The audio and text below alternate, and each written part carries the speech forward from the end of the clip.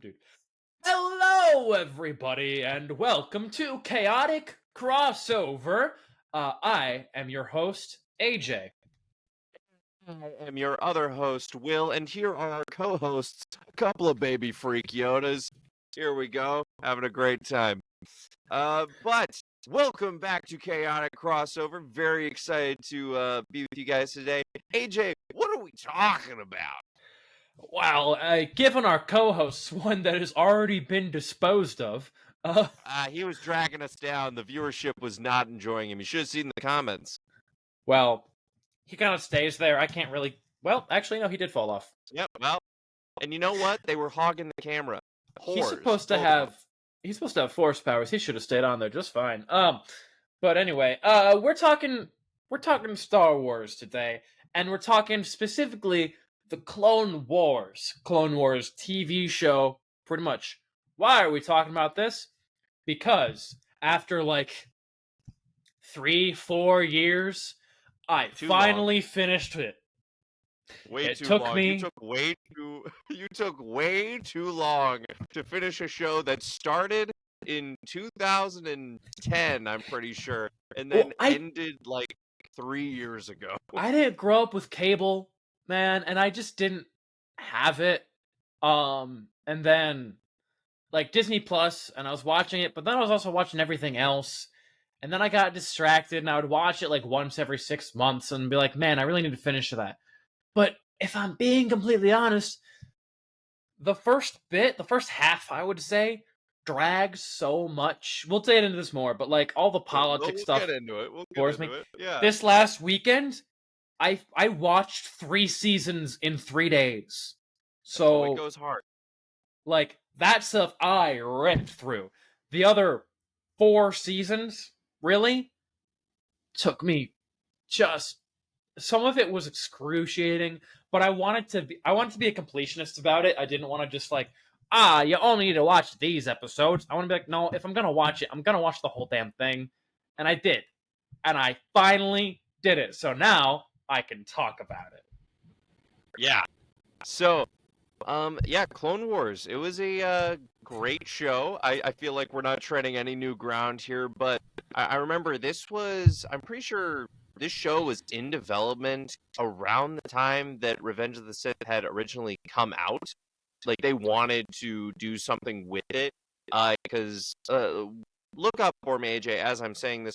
When did the Clone Wars movie air? Because the Clone Wars movie, I don't know if you knew this, was originally supposed to be the first 4 episodes of the show. 2008. 2008. So yes, this is a long-standing show. So 3 years after Revenge of the Sith, that makes sense that it was in production not too long after. Well, yeah, because didn't they had that like old Clone Wars TV show that's like not canon anymore? That was like a different animation style. And Mace Windu like crushed Grievous's ribs or some shit. Yeah, so that was the but that came up before Revenge, right? Yeah, that was the miniseries. So the Clone Wars miniseries was supposed to be kind of the bridge between Attack of the Clones and Revenge of the Sith. So that was actually kind of a fun, like, kind of anthology series. It was really meant to sell toys of that time. I think it had the same animator as Samurai Jack, which is a very great show. Oh, yeah, that makes sense. It was basically just action scenes. There wasn't really a lot of plot going on at all. And I think it also, like, kind of introduced the character of Grievous. Because if you just watch the episodes, and none of the TV shows and stuff, you watch the first 3, and you're like, where the fuck did this robot dude come from, and why is he so important? All of a sudden, they're talking about him. This guy has never come up in conversation, really, before.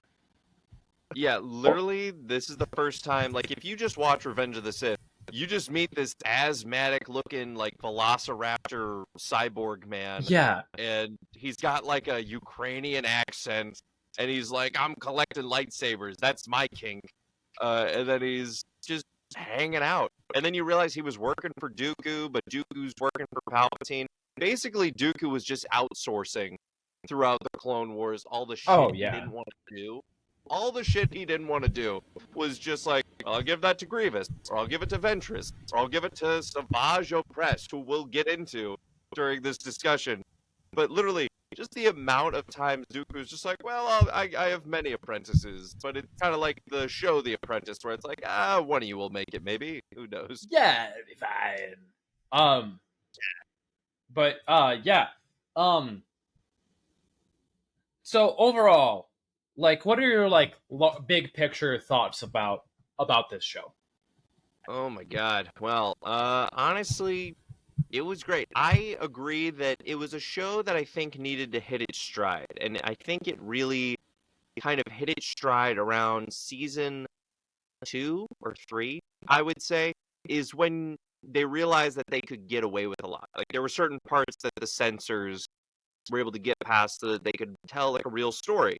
And they were realizing it doesn't just have to be for kids, because if you make something specifically for kids, it's not necessarily going to get anywhere. They realized we need to tell real stories, and it focused on war, it focused on love, it focused on so many different characters. It was an ensemble. Like genuinely, Yeah. we could visit a completely separate part of the galaxy for an episode and then follow like, here's a couple of droids who are on a mission. We're going to follow them for 4 episodes. Or here's some clones and we're going to follow their adventures with this Jedi. And we're going to watch Plo Koon for a little bit, who apparently is Dave Filoni's favorite Jedi. Yeah, but he never shows up in like the later. Oh, like he shows up, but he doesn't do much in later seasons. Because when I was ripping through those last two, he doesn't do a lot. No, he didn't. He was stronger in the later season, but it's a great story, and you realize, especially with like the ideas of, you know why I like the prequels. It's a tragedy, and you realize as much as these people are fighting, as much as they think they're getting a leg up, they're always getting 2 steps forward, 1 step back, and it's always because they believe it's for a great cause and it's for the future will be better. And then meanwhile, there's just a freak in a robe going, if only they knew. Yeah. I guess I'm gonna wait till I'm gross to have kids. Think about that one. Pretty much. Yeah, you brought up something that I wanted to talk about too, is the fact that like watching this show, it's not made for kids. Like I don't think it is even at all. Like obviously it is made appropriate for kids to watch, I think, or it's appropriate enough. And I think that there are definitely some jokes that are like, this is a joke aimed at kids. Kids are gonna laugh at this, adults are gonna roll their eyes. Like but I mean, again, I haven't watched the earlier seasons in a couple of years. But the later seasons I'm super fresh on. Watching like, no, these are serious stories for adults, not, and like it doesn't baby the kids, because it says, hey, it's saying, hey, the kids can handle these serious stories. They might not fully grasp everything that we're talking about now, but they'll be okay. And the adults have stuff to dive into. Sorry, go for it. No, you're good. I was just gonna say, by the way, season 1, like the first real episode of the show, where it's like Yoda and like the clone troopers, there's like major body counts. Like people die. Like that episode and the one after it, where it's Plo Koon and the clones who are just like in the escape pod, and literally there's just droids going around just pulling off like the window to like suck clones into space. I'm like, geez, Louise, we got multiple war crimes going on. We got multiple just straight up murders. And by the way, the clones, I get that they're all like the clones of one person, but we are seeing living people take their last breath. And it is amazing to think that we were watching. I was watching this at like 8 or 9 years old. And it's it's rough. insane to think about. There's some sad moments. I'm sure we'll talk about some of them, but like there's some tearjerkers in here. My gosh. Yeah, like it's straight up. Yeah, it's not made for kids. And to be honest, if you're gonna make a Star Wars TV show, think about it. The original fans of Star Wars were kids in the 70s and 80s. They ain't kids no more. The next fans were kids in the early 2000s. By this time, they're probably reaching teens, late teens, and stuff. We were still kids when this was coming out, but now we're Yeah. adults, and we can still go back and enjoy this. Like, Star Wars is such a long, expanding universe that if you make it only for kids, you're really limiting your target audience. It's like Young Jedi Adventures. We watched that one episode of Young Jedi Adventures, and we're like, that was fun. That was great. I would watch more if someone asks me to. But if no one's going to ask me to, I probably am not going to spend my time. And that's great. I think that is great that they have that show that is made for little kids. That's separate. But it's a separate thing from the other stuff that they're making. And the rest of it is for adult fans. It is. And I think it was also the willingness to age with your audience. Because think about as it was going on, your brain as a kid watching this, not just like as an adult viewer, but like as you're watching this, it's like, oh, this war is getting grittier and grittier every day.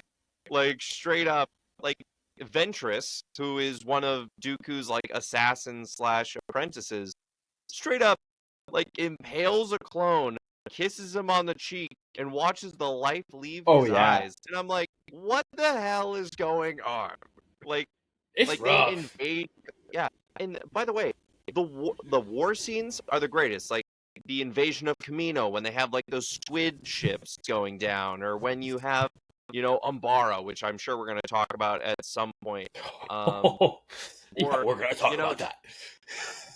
Or even just like the rookies, like the rookies episode at the beginning of the first season when they're all on like some kind of outpost. Oh, yeah, okay. I remember that vaguely. One just gets eaten by a worm, like just crazy stuff. I think it's just, I think it is very realistic world building for Star Wars, which is already like established as sci-fi fantasy, or I would say fantasy sci-fi, because it's fantasy first. It's established as there's crazy magic, there's crazy stuff. Like, we are seeing a real fleshed out war. This is what war looks like. And they're not shying away from the fact that war is fucking hell. It's depressing. It's bad. It's awful. It's not a good thing to be a part of. And in the later seasons, you really kind of see the people getting tired of that war and stuff. It's a really realistic depiction of that, and watching that deteriorate and people die.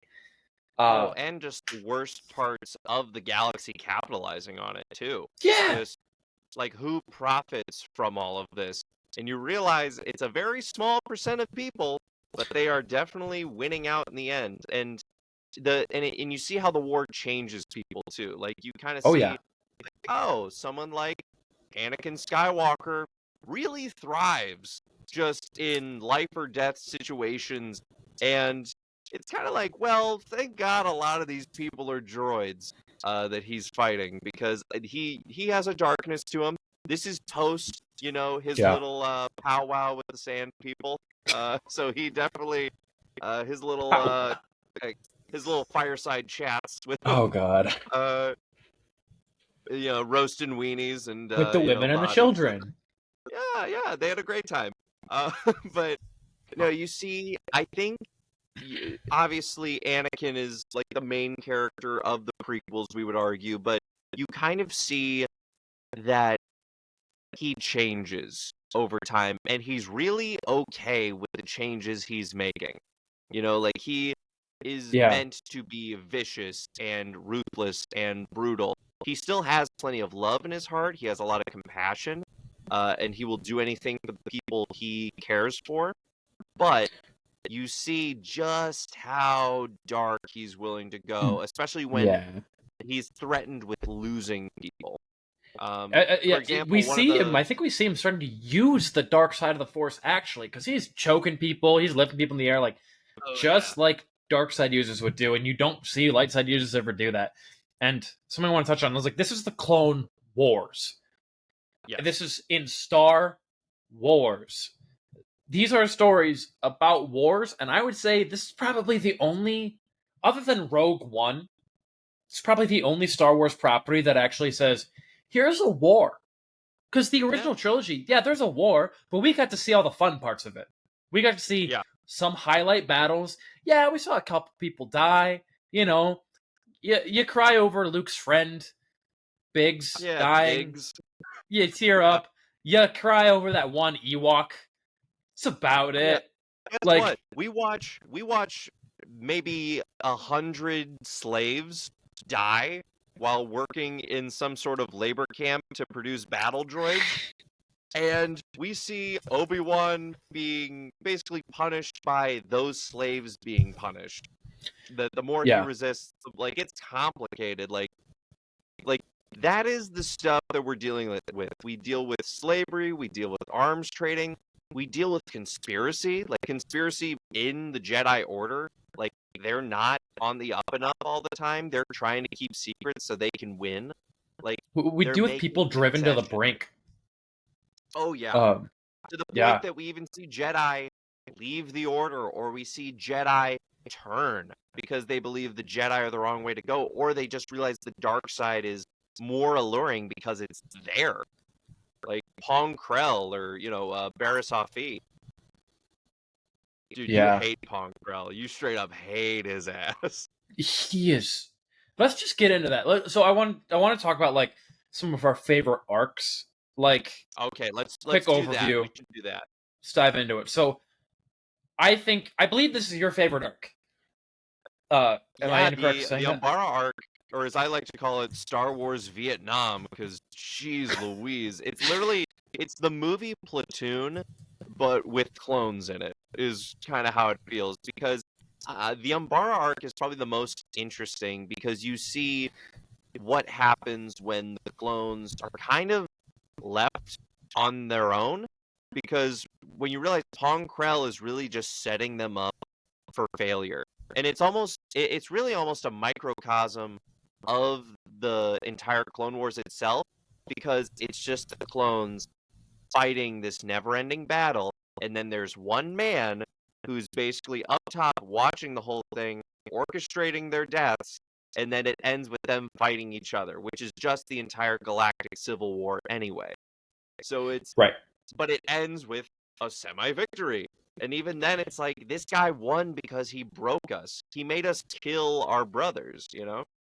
Yeah. I am gonna say, like, we're 17 and a half minutes into this. Spoilers. Go seriously, if you are watching this video for some reason without having seen the Clone Wars, go watch this arc in particular. I believe it's in season 4. Yes, and what a great season it is. Jeez Louise. Yeah. But for people that need a refresher, Pong Krell is this badass looking Jedi. He's huge. He's got 4 arms. He has 2 double bladed lightsabers.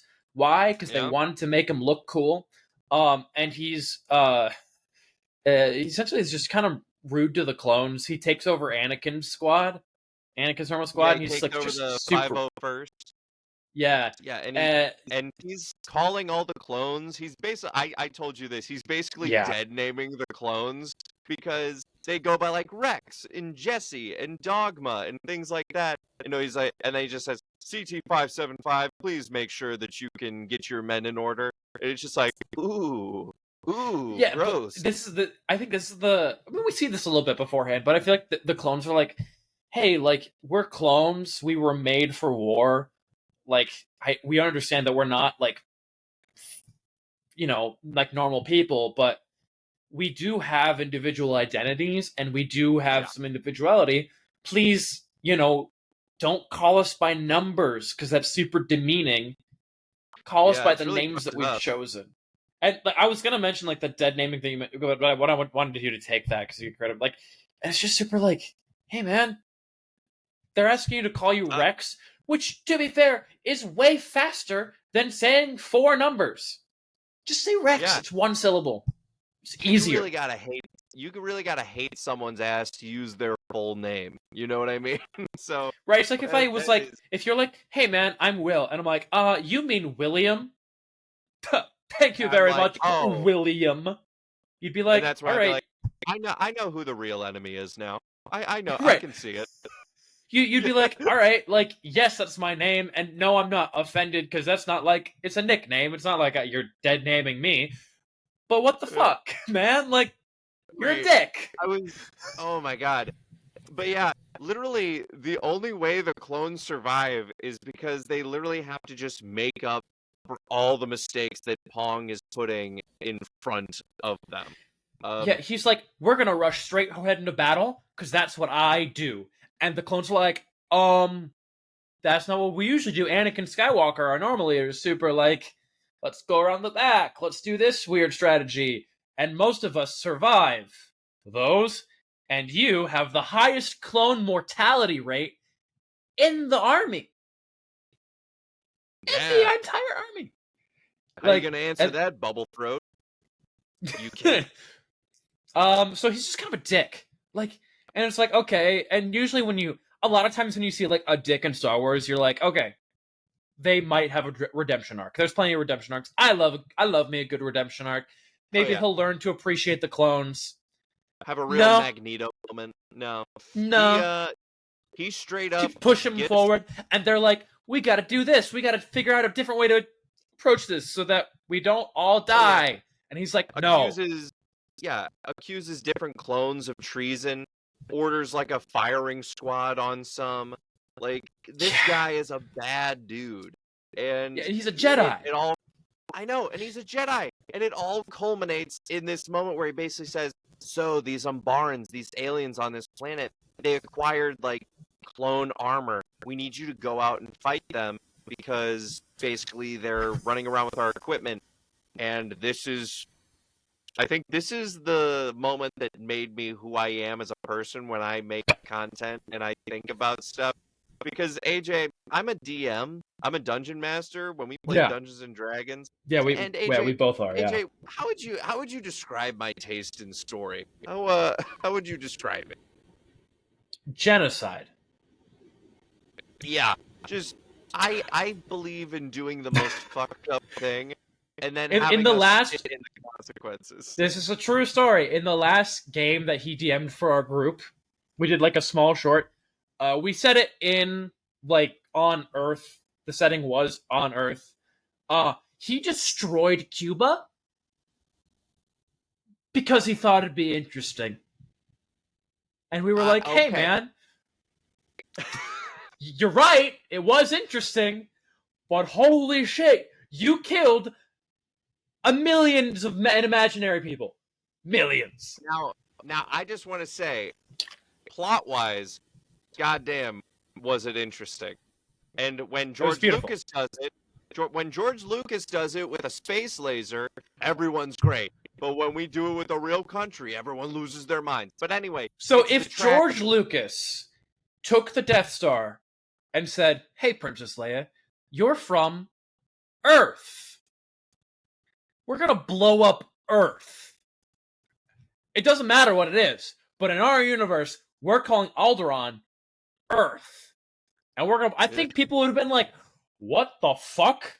What, number one? They would have been like, this was a long time ago. Don't we live on Earth? That's besides the point. But anyway, he didn't take a real place and blow it up. Okay. He took a planet called Alderaan, which no one knew anything about it at the time. Anyhow, it was a good story. It was great. But yeah, anyway, back to our point. We'll talk about it someday. But it's the ability to show horror and then dealing with the consequences after and like sitting in it. So what they realize, these clones, when they're fighting in this fucking battle, is that, oh my god, because one of their helmets comes off, Rex actually checks out and he backs away because he's so shocked, like he can't believe it. It's the face of another clone. They're fighting themselves, and Pong Krell set them up to do it. So they realize, oh my god, we're killing ourselves. We're killing ourselves for this guy. We need to take him down. And so they do. And it's that great scene where they have him and he goes, it's treason then. And it's Lee from The Walking Dead as the voice actor. It's great. But, oh my gosh, just annihilates them. And here's the thing. What is the one thing that Jedi should do? Be mindful of their what? Emotions. Feelings. Surroundings. Be mindful of penis. Your surroundings, young one. Oh. Okay. But Pong Krell was not mindful of his surroundings, got caught by a hentai plant, And boy, oh boy, did they stun his ass once they got him. I would have stunned him until he went into cardiac arrest. That's all I'm saying. Oh yeah, I mean But he's the type of he's the type of like species in Star Wars that like if you like shoot a stun gun at him, he'll just kind of shrug it off because there's a couple of those that just do that. yeah, right. But Like, yeah, I'm they pretty eventually sure get him even down.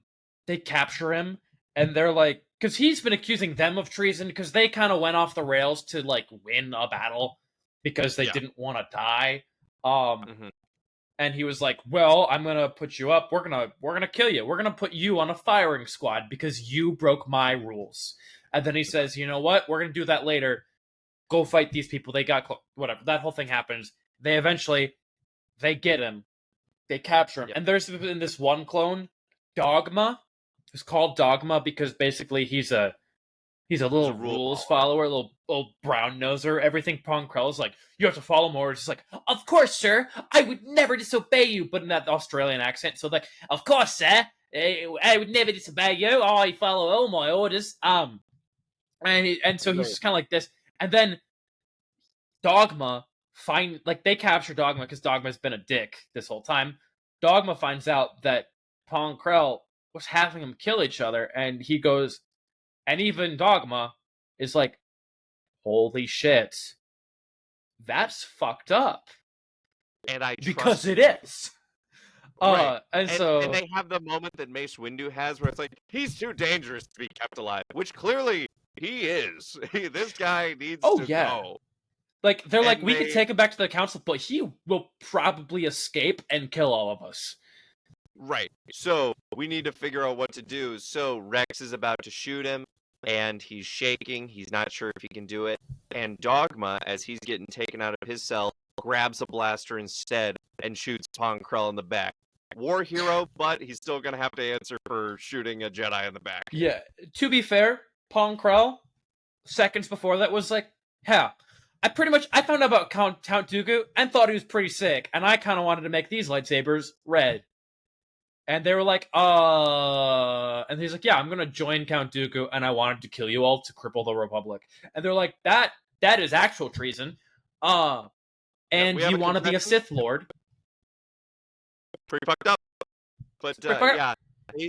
And also, I hate to say it, this is the issue with the Jedi. It's like, you're losing a lot of people to the dark side of the Force throughout this Clone Wars. Like, we see that some people aren't adjusting well. Like, we even see, like, Kit Fisto's, like, old Padawan, like, he turns to anger, like, very early in the Clone Wars. Oh, yeah. And we see, we see Barriss, and we see people like Pong Krell just turning in We'll talk different about ways. Barriss later, because I have some weird thoughts about Barriss. So. Yeah, we'll talk about her in her own section. But yeah, with Pong Krell, it's a really weird issue that the Jedi are not addressing, which is, are we just covering up the fact that the Jedi are having issues, or are we addressing them? They never really fixed what's going on. Right, dude, like, does the Republic know that Count Dooku was a Jedi? They do. They do know that, and Okay. they know he left before any of this, so they don't affiliate him. But also, like, it's crazy with what's going on because, Rex is like, well, what's going to happen? And Jesse's like, I don't know, but someday this war's going to end.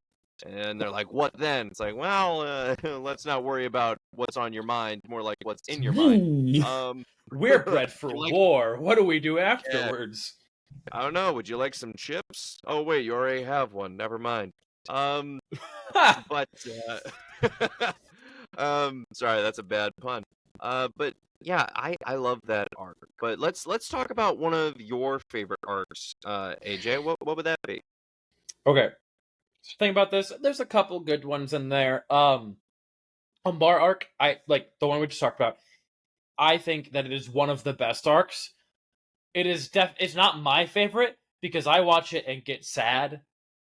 It's fantastic and everyone should watch it, and it is, in probably my opinion, like one of, if not the best written arc, but it makes me sad, so it's not my favorite. One that I like, and I'm going with the ones that are fresher in my mind. It's kind of a weird one. I really like the Yoda arc, the one where Qui-Gon starts talking to him. Starts with like Oh, voices yeah. or whatever. During the Um, Lost episodes, that was the season that Netflix had, when they were basically oh, canceled. Yeah. I didn't realize that. Um, but yeah, the ones where he goes and they're like, you need to figure out how to be a Force ghost, and he's like, hmm? Right, and he goes on a spirit quest through the galaxy, meets some angels, has some vision quests. And Yeah. well, I think isn't that the one where the entire Jedi Council is thinking that Yoda's going crazy, and the only one that believes him is Anakin? No, Anakin Which, doesn't even really believe him. All of them are like, God, like, well, they don't know that he's going crazy, but he goes to them and uh, he's like, hey, so I've been hearing Qui-Gon, and they're like, that's not how that works. Qui-Gon dead. He yeah, big dead. right. Obi-Wan watched Let's him all die reach out through the Force together. Let's all hold hands and reach out through for the Force. what seems like 24 hours based on the way they showed the time passage, where the sun Too sets long. and comes back up. A A little long too time. long to be reaching And then out. they're like, well, we didn't hear it. Must be something going wrong with you. So they get like brain scans and shit, and they're like, is he getting old? Yeah. He's like 900, Right. close to. Is Is this he getting... 900-year-olds? Is he looking a little rough? And they're like, is it the dark side calling to him? Because even Yoda could be susceptible to the dark side. And stuff. Yeah. And so they put him in like a chamber where they're like, or a sensory deprivation chamber essentially. And Right. basically he goes straight into the meditation. Qui-Gon's like, no, you're fucking doing this wrong. Stop. And Yoda was like, well, how the fuck was I supposed to do it right? You didn't tell me. So I was Like doing my best. you just came in here with your space ghost Irish accent and expected me to just pick up shit, all right? Right, like you didn't tell me where to go yet. I had to come here to know where to go. And I know. And then basically, like with Anakin, he just says, "Oh, I need you to run a distraction for me. I'm an old kook, and I'm gonna escape." I want to talk about that moment. I love that moment because it shows there are a couple times that show like, hey, Yoda is eccentric. He is at the beginning of episode 5 when he comes in on Dagobah, he's slapping R2 around, like he's a little crazy and he's fun. And this is the moment where he's like, I'm not gonna do Yoda's voice because I can't. He's like, hey Anakin, come here. And Anakin's like, yeah. Okay. He's like, so I need to escape. And he's like, what? We need to keep you here, keep you monitored. And he's like, no. I know you like to break rules. You're going to help me escape. And he goes, well, where are you going? I'm not going to tell you that. You're just going to help me escape. And Anakin's like, well, what if I don't want to? Come on, we're doing it. Let's go, Anakin. And Anakin's like, okay. That's exactly what he does. Because he's just like, you know what? This is the most fun I could ever say I had with Yoda ever. Like, because how many times has he been browbeaten by fucking Mace Windu, that fucking pencil pushing son of a bitch? And he's just like, you really know get what? to see have... Mace and Coyote-Mundi be just real sticks in the mud. Oh my god, so boring. So literally, I bet you Anakin, just after years of the council just saying, you're the chosen one, but we also don't really like you around. It's like, well, the headmaster of the entire Jedi Order just asked me to do him a big fucking favor. That the Grand Master of the Jedi Order asked me to take the fall for him. Yeah. Because they like escape past those like sentinels or whatever, like the pike wielding guys. Yeah. And he's like, we're just going on a walk. And Yoda's like, yep, we're going on a walk. And then basically he's like, hey, R2, go get Yoda a ship. And there's just a little starfighter that is Yoda shaped. And he just goes. And yeah. Which, by the way, so like, does R2 go with him? Does R2 go? He's with him the whole time. Which again, R2 is just in. He has experienced more than any living thing in the entire galaxy. He has seen the beginning and end of the universe.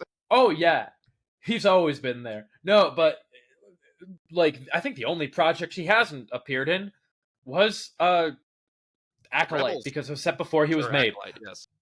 Yeah. But yeah, he brings R2-D2 along, which establishes that Yoda and R2-D2 have a relationship. So knowing that, go watch Empire Strikes Back again. and watch Yoda Just smack the smacks him shit out of around. R2D2. It's like, What a dick. it's like, hey man, you guys are old friends. Yeah, you guys went on R2D2's a probably like, what the ayahuasca vision fuck? quest. I know, you guys Also, went on like a peyote trip together. Like, that's pretty messed up. like, apparently Yoda just knows everyone because he also knows Chewbacca in canon. Yeah. And right, well, that was the Slaver episode. Remember, Chewbacca met Ahsoka, so they got to hang out a little bit. Yeah, But yeah, but yeah, it was, he meets like angels, he like meets like straight up. weird like theater mask angels. They all have different expressions. And when you And take the mask basically off, like they die. he like fights his dark side, which is just a little shadow gremlin Yoda. So Right, he it's literally speaks like Yoda, but he's it's evil. it's straight up just a gremlin from the movie Gremlins, but It with a kind of Yoda robe. is. And And it's eventually dark. Yoda's like, no, you know what?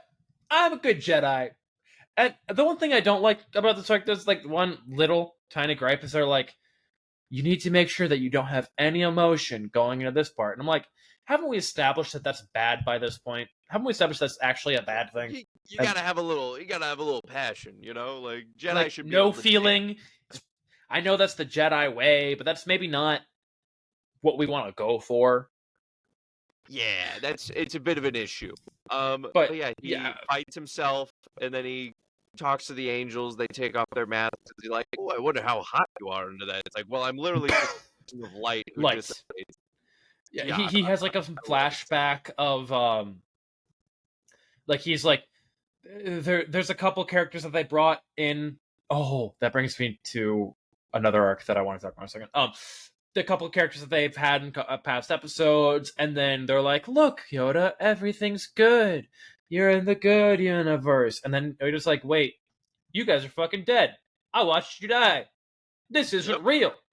And they're like, "No fucking duh."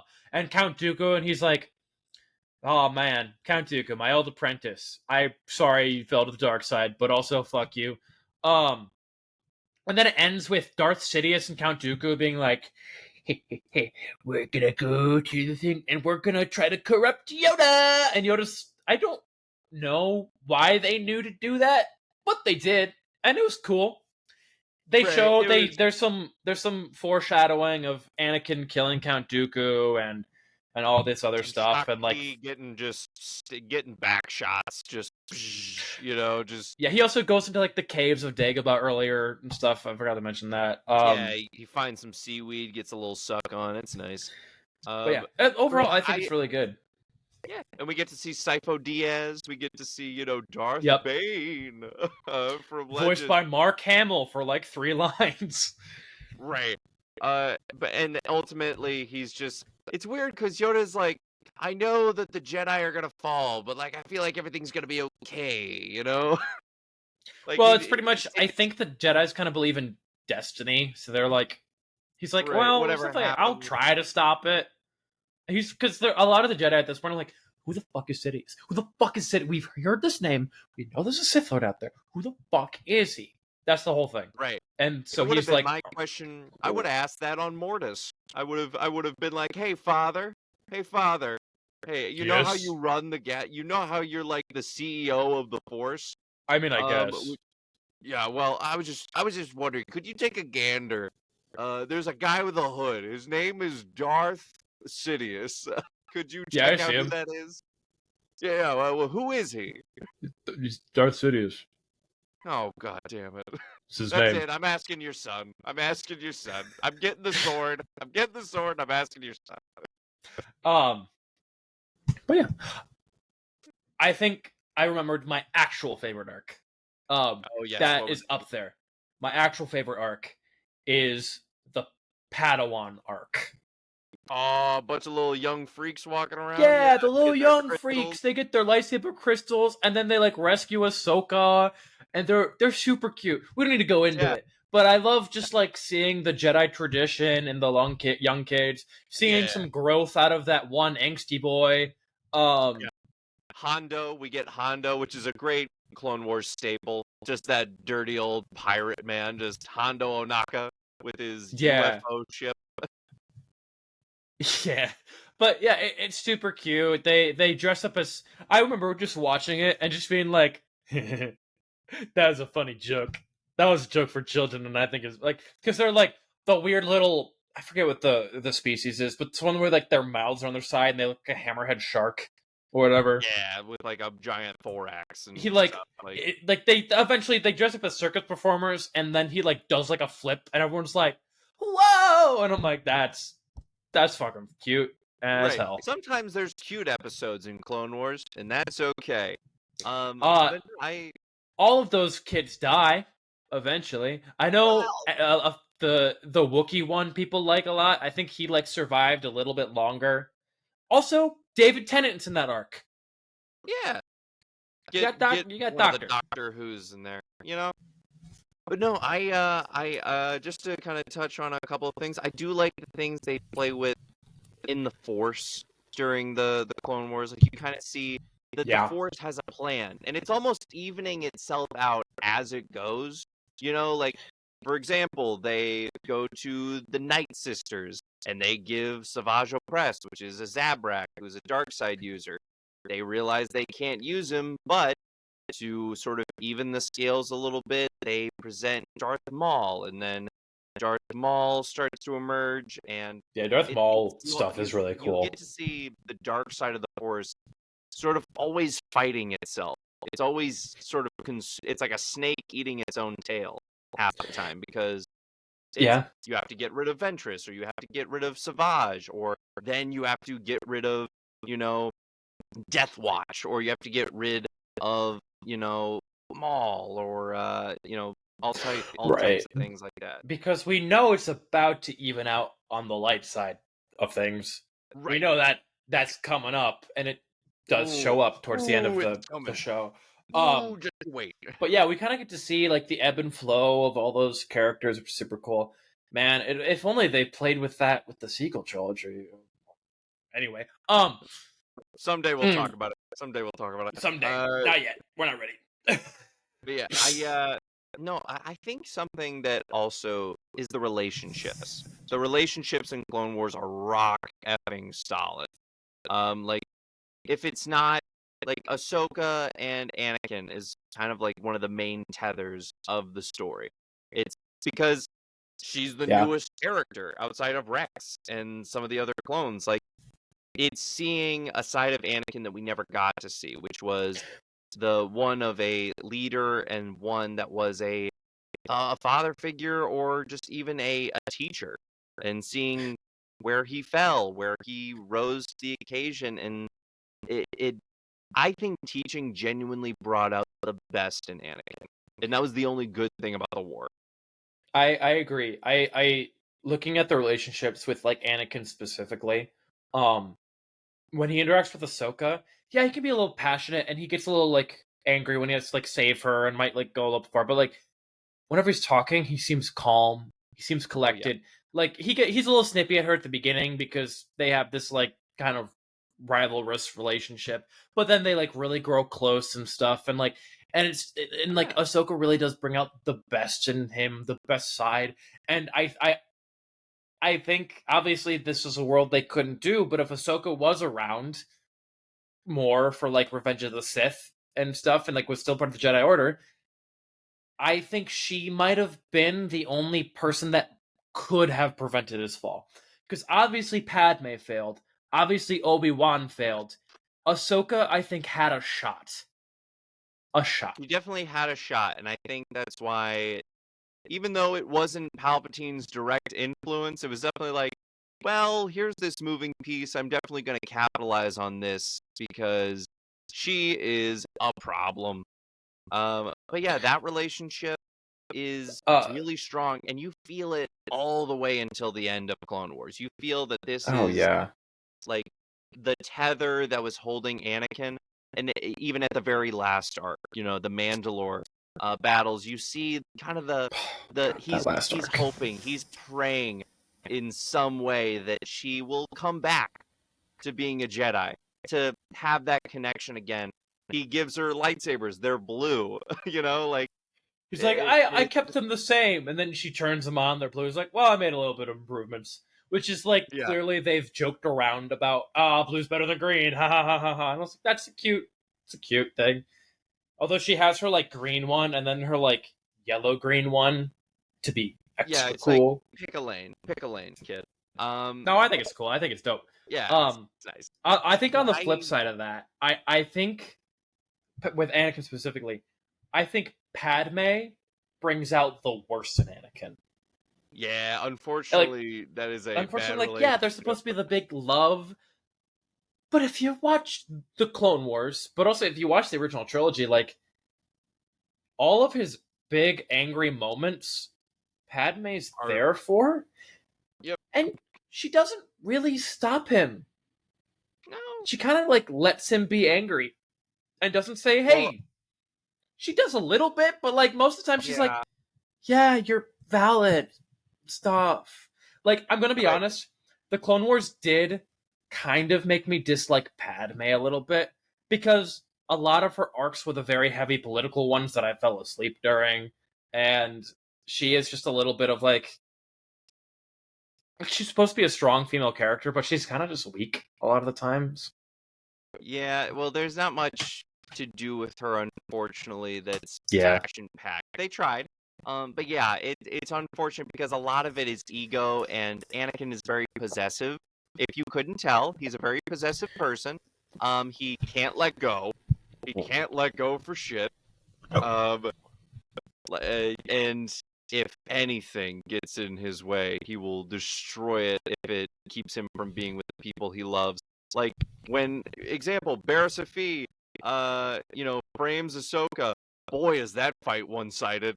Dude, he just goes full freaking Mr. Miyagi on her, just oh yeah, slams her into a tree, like probably breaks her spine in 3 places.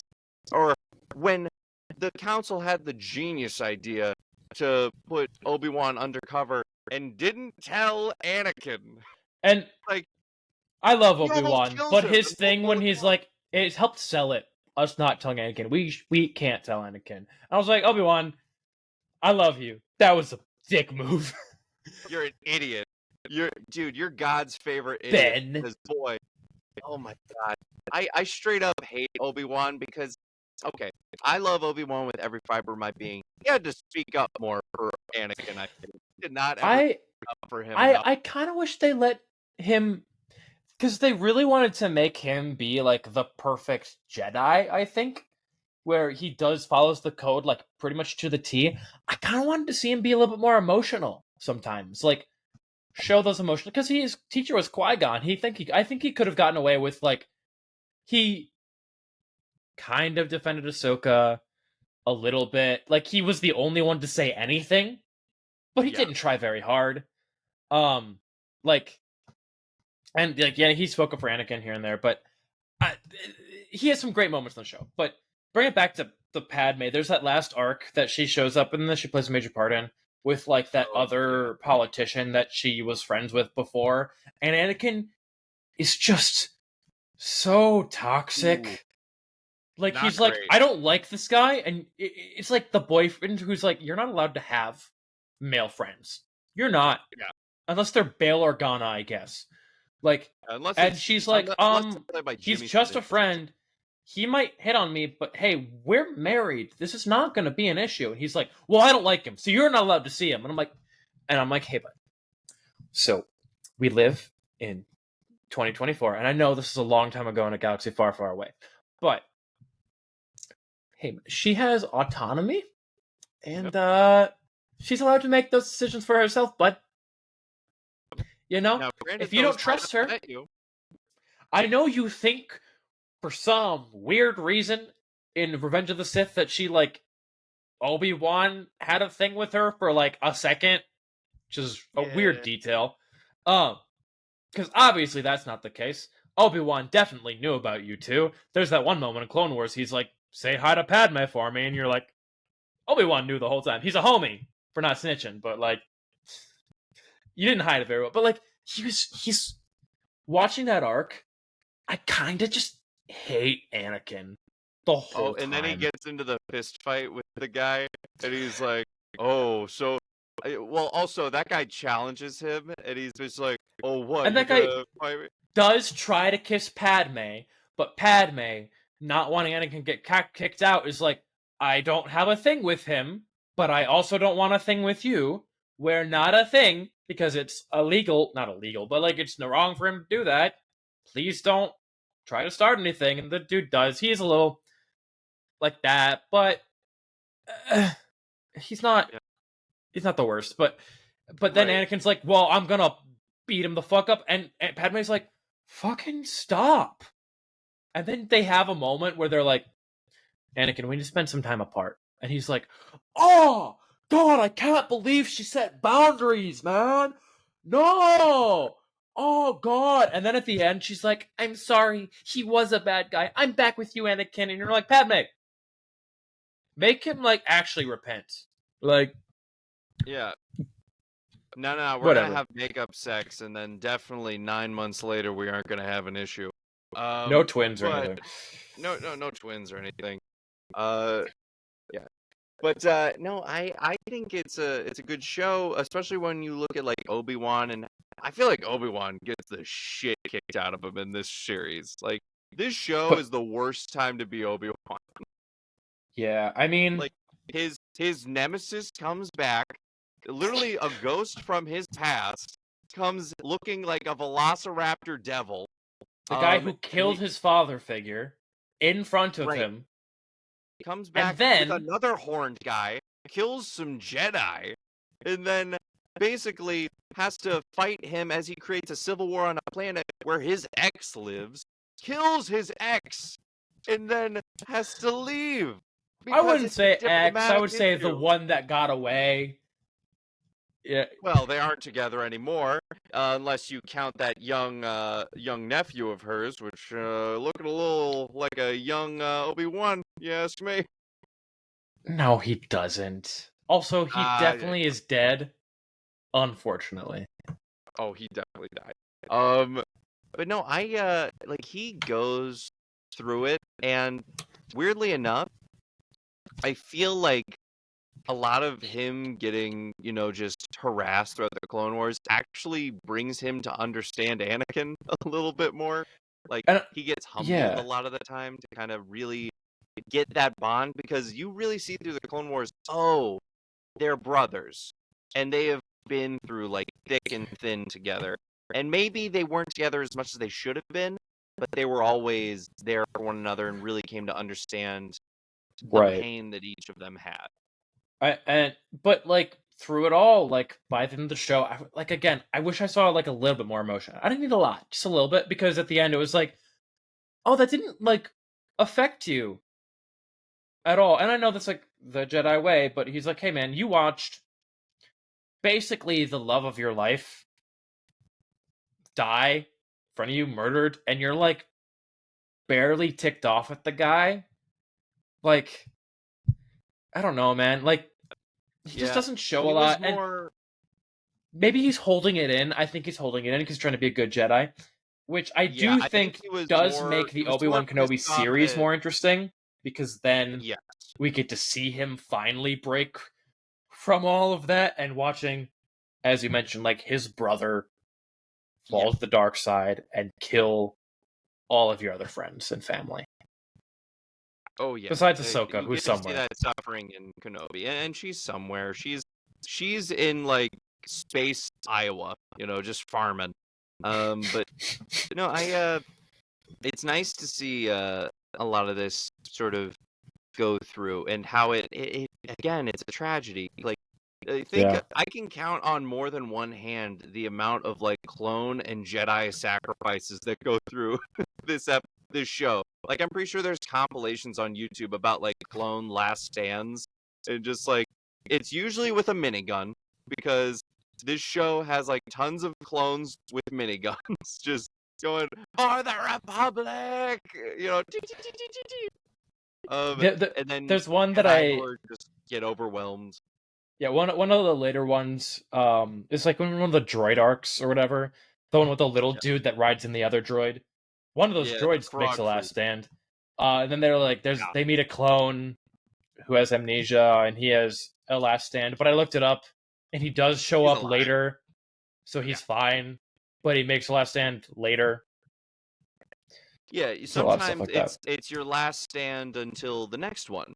You know, that's so sometimes there's multiple stands. You know, everyone thinks it's like when you say one last drink.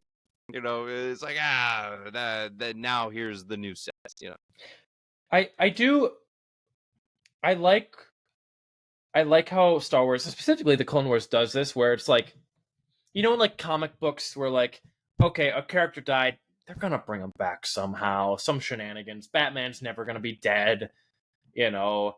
Um, so like they always find a way, and I feel like Star Wars has a pretty good balance of this. Where like, you know what, we are gonna bring back that character, but we're gonna have a reason to bring them back, and we're gonna make it interesting, and it's gonna be more than just a cameo, and there are some characters that we won't. There are some characters that we are going to leave dead.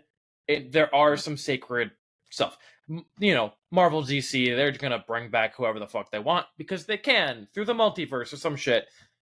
Star Wars legitimate is like, this person is dead. Bail. Yeah. Like Darth Maul. I think everyone saw Phantom Menace and was like, well, he got cut in half. That's what he said. Clone Wars brought him back in a meaningful way, made him badass, made him important, gave him more of a character than he had, and they did eventually kill him off. Like all the different clones, like there's a ton of clones that they kept around for a while. That you kind of got to know. Like you really get to know Rex, although I don't know that Rex has a canonical death yet. In canon. He straight up lives until Endor. Like he fights in the Battle of Endor and lives. Like I did see that is not confirmed. That is a theory. It is. I can guarantee you that is a thing because in like one of like the little like Disney kids show things, like 2D animations, they straight up show like Han Solo talking to old ass Rex. Just hanging out. I saw a thing from like Dave Filoni where it's like, hey, people, that was a guy that we had. People can think it's Rex if they want, because that sounds super cool. But if people don't want to think that, it doesn't really matter. I'm also just thinking of like how fucking brittle bones like Rex is at Endor. You know, just like real brittle bones Nicky, just like you know, he's just wobbling around. I mean, Rex is a badass, but like Jesse is a pretty prominent character. He dies in the last episode of the series. Spoilers. And it's people do. Kind of depressing. Cody's a pretty important character. He's probably the only one that gets any lines in the live action. He dies in Revenge of the Sith. Yeah, no, there's a lot of people that you hold on to throughout the show that you don't expect to die, weirdly enough. But yeah, like, and they will not be afraid to just introduce a character and just kill them just right away. It's like also they won't kill a kid. Like, I will say they don't kill kids, which is not on camera. No, they don't. No, which is for the best.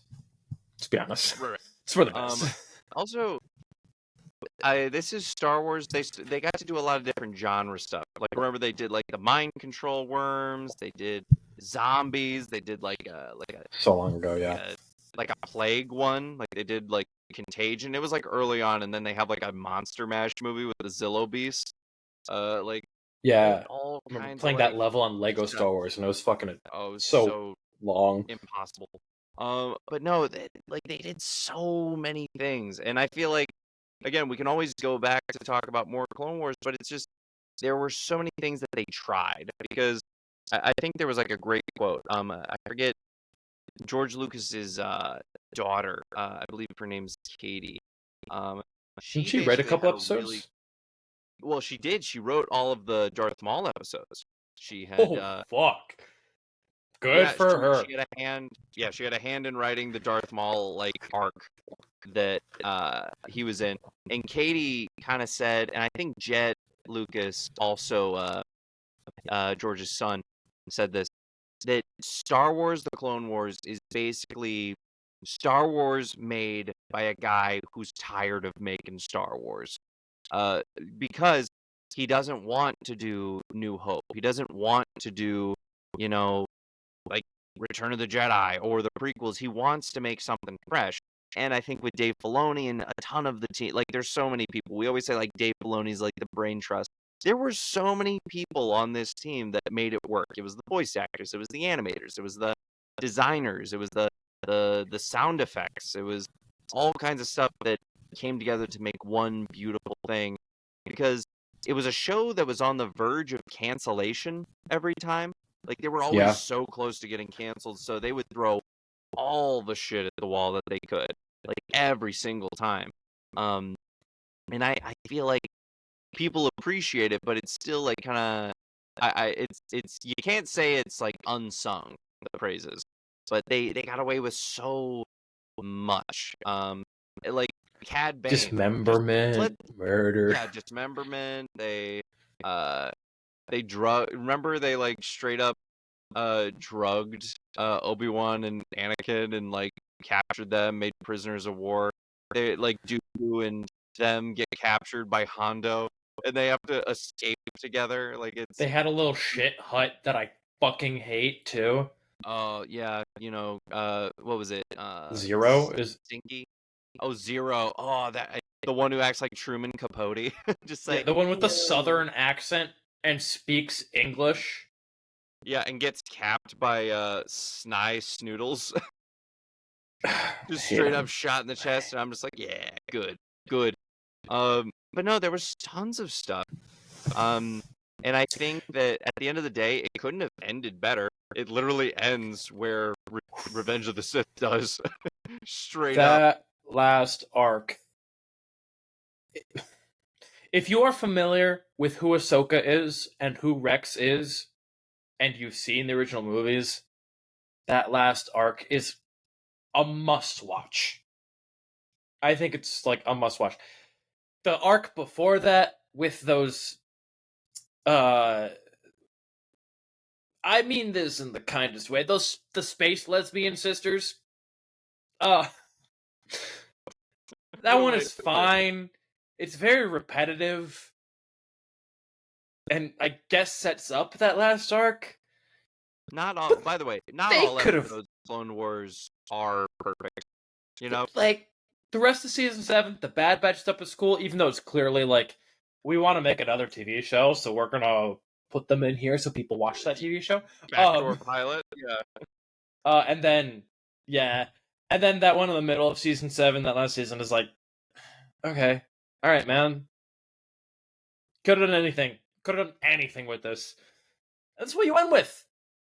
Okay. Yep. It's fine. I mean, it's not bad. I didn't watch it and go, this sucks. I watched it and goes, okay, this is boring. But yeah, they did everything. So, question. Yeah.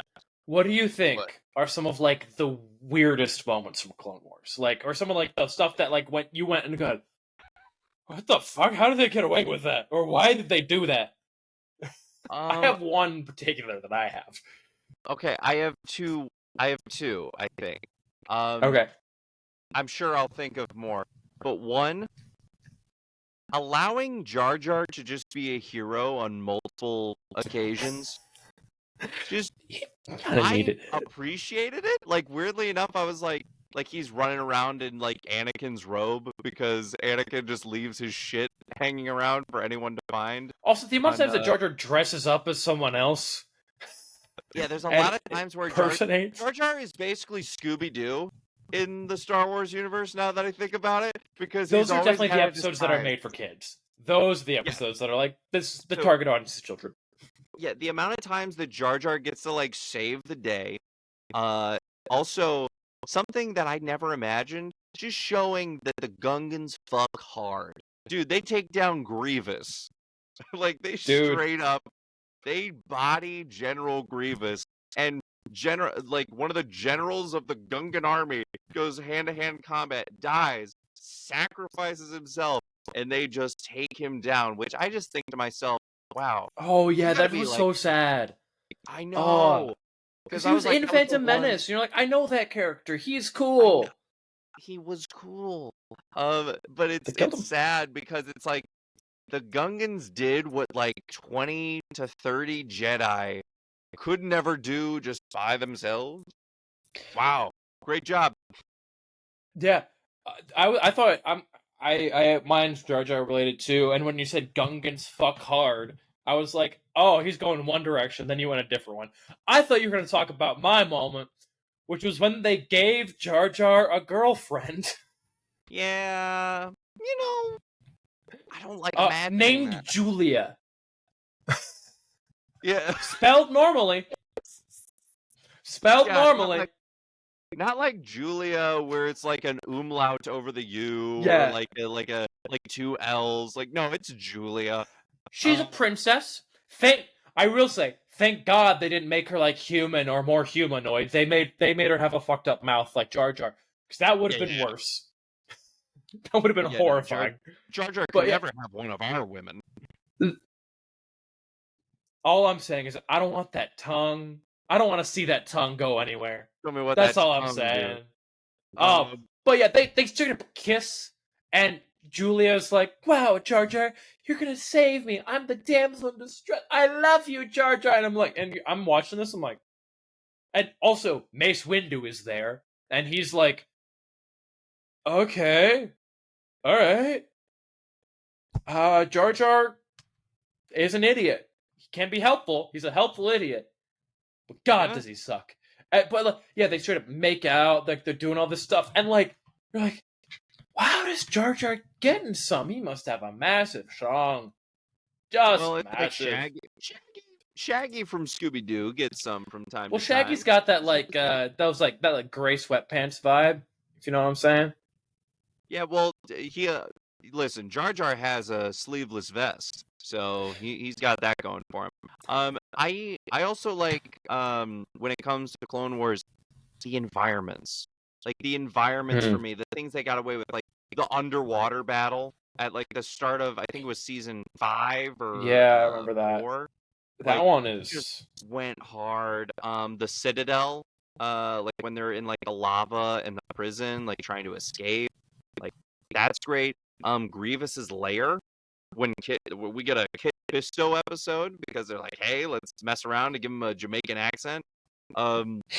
Like, by the way, that was the one time I was like, Grievous is kind of scary. Like, Grievous is genuinely like this scary dude, and he's got like this weird House of Horrors like Halloween machine like going on with he's got a T-Rex pet named Gore, and he's got a droid boyfriend, you know, like it's who he does not respect at all for all the work he puts in for him. You know what? Grievous should be a gay icon, you know? You know what? Let's do it. Let's turn him into one. If Ventress can be, so can Grievous. They're just two catty gays when you think about it. Well, Ventress is like, yeah. She's great. You gotta love her. God bless her. That's what I say. I love her arc over the course of the series. She it's has really a awesome. great arc, and she never would have reached it if she wasn't betrayed. Otherwise, she would still just be a piece of shit. But yeah. Also, this is kind of a tangent. You know that have you heard of that thing where like what happens to Jar Jar after Revenge of the Sith? And it's just I've heard of stuff like that where doesn't he like drink himself to death basically? I don't know for sure, and I haven't done my own research, but from what I understand is basically like the Gungans shun him again because he was the one who says, I want to give emergency powers to the Emperor, to Palpatine, and like basically kind of set a lot of that stuff in motion. So basically he gets kicked out of his home. It's like forced to live on the streets, like, and basically like be a street performer, and be a street performer who is hated by all of the adults, but like loved by some children because it's meta, and that's how the reception of him was in Phantom Menace. Like, and I'm like, and then like, yeah, he like dies lonely or something. Maybe he drinks himself. I don't know. I haven't read it. I don't know. But I'm like, That's fucked really up. I don't mean. care how much you hate Jar Jar. It's pretty mean That's spirited. It's fucked up. Give I him know, a and heroic death. Give him like yeah, peaceful something. Like hear me out. He gets a starship and then he just crashes right into the Emperor's tower. You know, we just boom, and he's a hero. Um, have him you know, join the rebellion for a bit, but like die early on in like a right. sacrifice or something. Like Vader just sees him and he's like, ah, no, snap. like that would still be dark, but at least it wouldn't be like Yeah, just it's not like, oh, and he lives in shame and just depression for the rest of his right. life as a fool. As a fool. Yeah. Vader Oh kills my him. God. Still sad, but not I not know. Did you ever see the Robot Chicken where Jar Jar meets Darth Vader and he knows it's Annie and he straight up is just like, oh, Annie! Yeah, I think I have. yeah. And he's like, Jar Jar, quickly, this way, the separatists are coming. And then he puts him in an airlock and then just shoots him out. I have seen that. Like, God Okay. damn. I believe you had another moment that you thought of that was like one of those what the fuck, what the hell is happening moment. Let's talk about Jar Jar. Yeah. Well, just all of the, honestly, all of the Grievous, uh, yeah, just the Grievous, like, House of Horrors, like, watching that as a kid, I'm like, oh my God. Like, he's just, this has multiple traps, killing multiple people, and this is horrible. You watch a lot of clones fall to the ground. You see a couple of them. I remember one particular got sucked into space, and I went, Yeah. "That's a horrible death."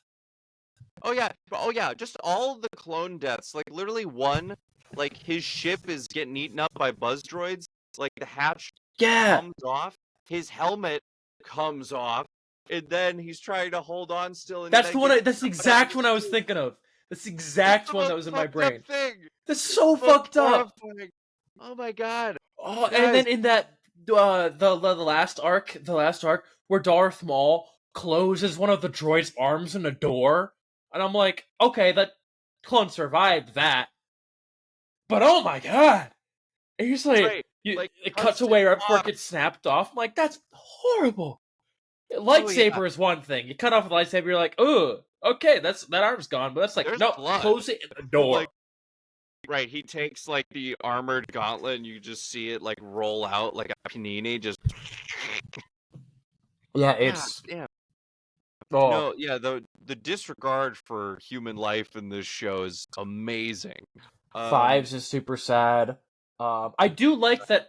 I was convinced that Echo was gonna die. Yep. I'm surprised he didn't, but I'm glad he did. And when I eventually get to Bad Batch, I will enjoy that. Yeah. No, I haven't seen Bad Batch. Maybe that'll be something we do That'll be here. something we can But watch. Clone Wars, I I'm feel starting like, Rebels now. I love Rebels yeah, so we far. need to. I feel like we need to stay in the prequels a little bit. Go do more conversations on it later on. But goddamn, what a great show! Amazing. I feel like that's all we can say. What a great show! Some better arcs, some worse. A lot of them, Yep. for me, the politics bore me most of the time. Like, anytime it's a Padme episode, I'm like, I like Padme as a character. I love her in the movies. And in the Clone Wars, I'm like, okay, when you're here, I'm going to be bored. Yeah. Because I want to see Cad Bane shoot. Cad shoot Bane didn't people. show up, like, at all in the later seasons. Yeah, well, there is a reason for that, but we can talk about that another time. But Okay. yeah, I don't know. I'd say on the freak scale, this is the most amount of freaks you could ever get. This is a Sarlacc pit. This is a Sarlacc pit of freaks. It's just that's a pretty big pit. Yeah. Death of 1,000 years.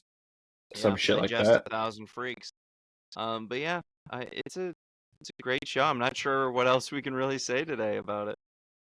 Yeah, maybe we'll talk about it again. Maybe we'll spark some interest in a very particular arc. Maybe we'll talk longer about that Umbara arc or something. But yeah, I'm glad I finally finished it after 3 or so years. 'Cause I didn't watch it as a kid, but I'm glad I finally did. Congratulations. Thank you. You've arrived. You've arrived. But yes, we hope you have enjoyed this as much as we Yeah. enjoyed Clone Wars. Even though some of us were a little late to the party, but that's okay. But thank you again for joining us on Chaotic Crossover. We hope to see you next time. I'm Will. And I'm AJ. Have a Good good day. thing.